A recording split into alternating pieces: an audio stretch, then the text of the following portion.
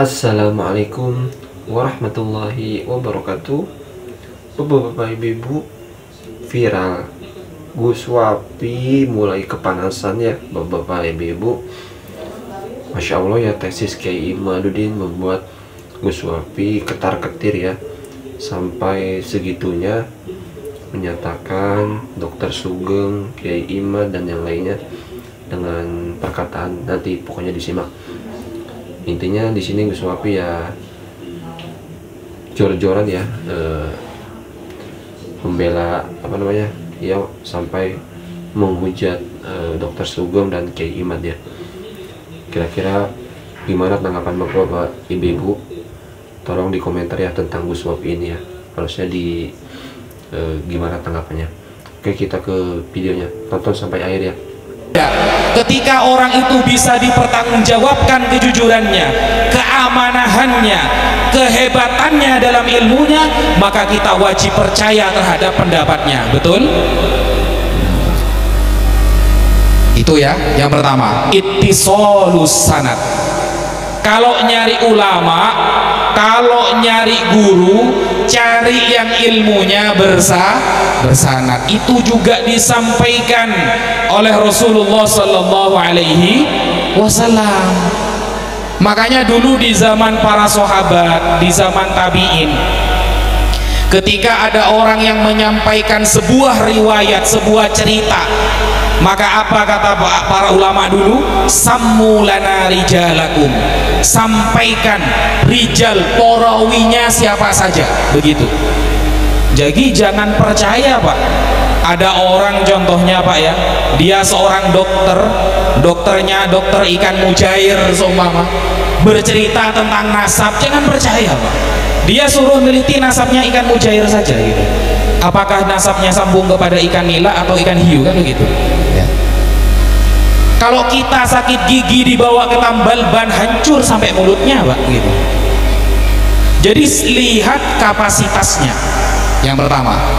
Yang kedua, syarat hadis bisa dikatakan sahih dengan apa?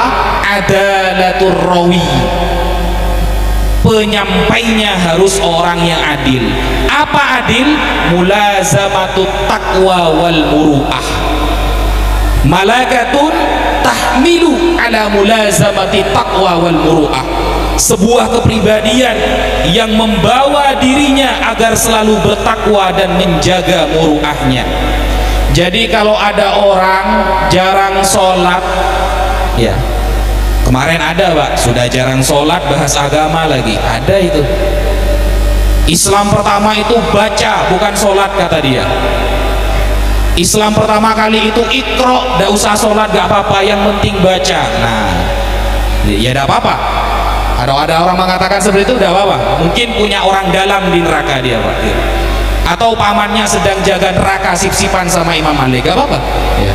Gak apa-apa. Kalau kita tidak boleh berkeyakinan seperti itu, murtad Pak. Man taroka sholatan muta'ammidan faqad kafar.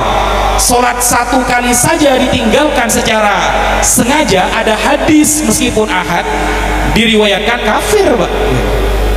Apalagi menentang kewajiban sholat, jelas kafir. Makanya salah satu kriteria menjadi seorang ulama nasab, nomor pertama, kriteria menjadi ulama nasab nomor pertama apa? Ayyatabahhar, ayyatafsifa bil ilmil wasi' wa yatabahhar fima yaktubuh. Dia harus punya ilmu yang luas dan benar-benar tabahur, mendalam tentang apa yang dia tulis. Itu syarat pertama. Kalau cuma hasil comot-comot Google, itu namanya bukan ulama nasab, tapi ulama yang cari nasib. Betul? Ayat tasifa bil ilmil wasi' wa yatabahhar fima yaktubuh. Kemudian wa ayyakuna daqiqan fi isbatihi, harus teliti dalam menentukan sesuatu, muhaqqiqan lima yudawwin, dan harus paham tahqiq terhadap apa yang dia tulis, yang dia karang. Kalau cuma ngarang, disahkan sendiri, diumumkan sendiri, tapi diajak debat lari, ini bukan ulama nasab, tapi ulama yang sedang mencari nasib. Betul? Ya. Seperti itu. Wa qawiyan bi hujjatihi mustakmilan li syuruti ilmin nasab wa thawabitihi wa thawabitih. Benar-benar harus kuat hujahnya, tidak keluar dari tema-tema ilmu nasab, dan harus memiliki ketentuan dan ketetapan yang tepat. Itu syarat yang ketiga. Kalau baca Quran saja gak bisa, baca kitab nahwu sorof gak bisa, apalagi tulisannya salah-salah, berarti bukan ulama. Kita ada harus percaya. Begitu. Ada kemarin orang yang bilang ates DNAU liman yadda'i annahu min dzurriyyatir Rasulullah. Sejak kapan tes DNA bahasa Arabnya itu gak cuma ditambah tumma? Enak kalau gitu, ustadzun, kitabun. Kalau lapangan alun-alun gitu. Enggak gitu konsepnya ya. Yang keempat, syarat hadis sahih itu apa? Tidak terjadi syad. Apa syad? Antara rawi yang fikoh dengan yang lebih fikoh tidak boleh bertentangan. Antara murid dan guru gak boleh bertentangan. Kalau ada murid bertentangan dengan gurunya, bahkan menolak semua ulama, berarti kita haram mengikuti pendapatnya. Itu jadi syarat hadis itu bisa sahih, bisa benar-benar dari Rasulullah, tidak boleh yang dikabulkan oleh Allah. Fa'atoniha, doa Rasulullah adalah bahwa umat ini lan tajtami ala dhalalah, tidak akan pernah bersepakat kepada kesesatan. Setiap ada kesesatan muncul, pasti akan ada yang amar ma'ruf nahi mungkar. Itu yang pertama. Yang kedua, doa Rasulullah yang dikabulkan oleh Allah.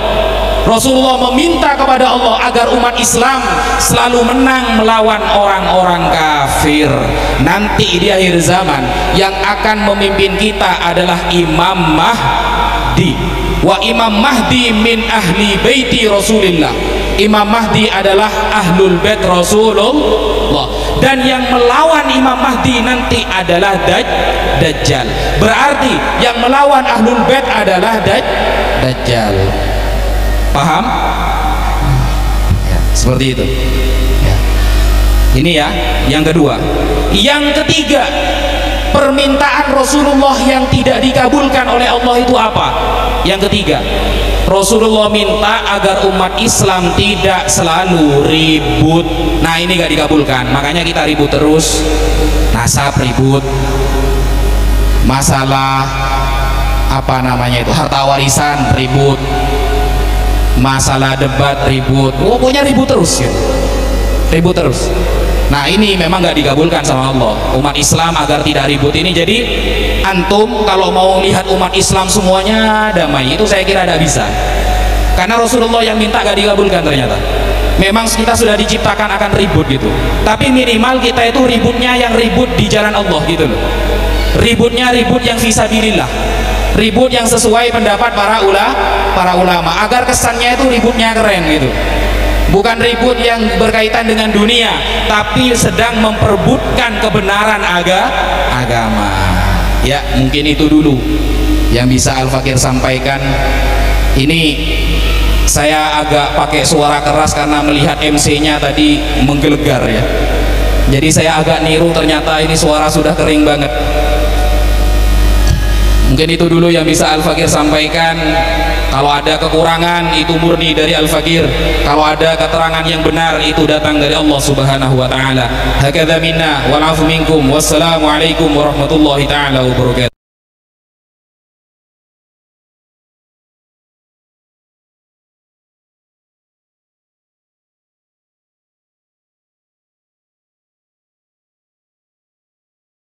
Assalamualaikum warahmatullahi wabarakatuh.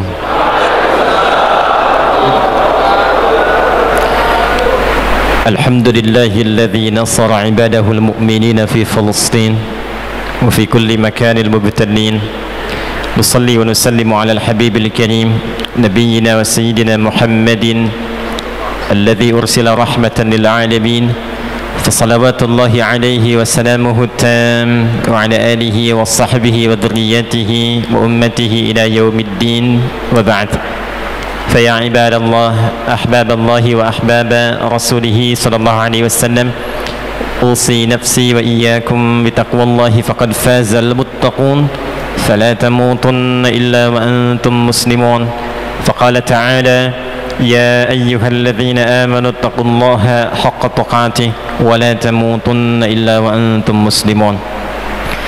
Yang saya hormati, saya Oke, bapak-bapak, ibu-ibu, itu dia tadi tanggapan dari Gus Wapi ya, yang mana beliau membicarakan tentang Dr. Sugeng ya, Kiai Imad ya, yang mana kata Gus Wapi, Dr. Sugeng disebut sebagai ahli pakar ikan nila ya.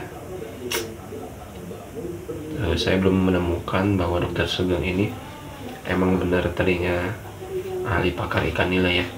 Coba kalau teman-teman, bapak-bapak, ibu-ibu tahu, silahkan komen ya. Dan katanya kita nggak boleh percaya begitu aja kepada orang ya, apalagi itu tentang ilmu agama ya teman-teman, bapak-bapak, ibu-ibu.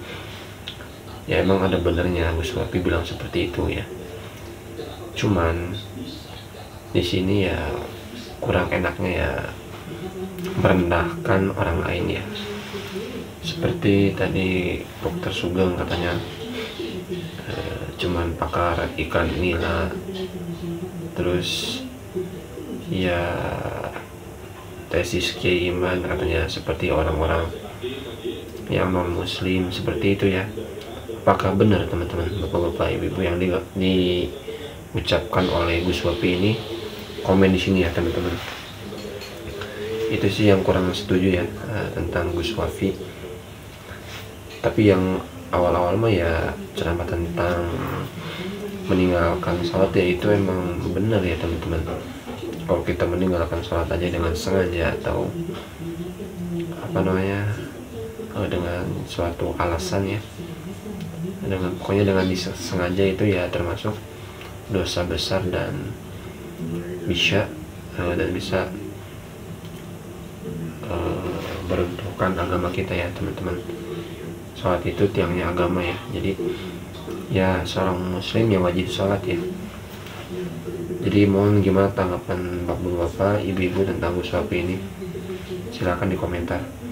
Oke, bapak-bapak, ibu-ibu, itu video tentang Gus Wapi, yang mana beliau makin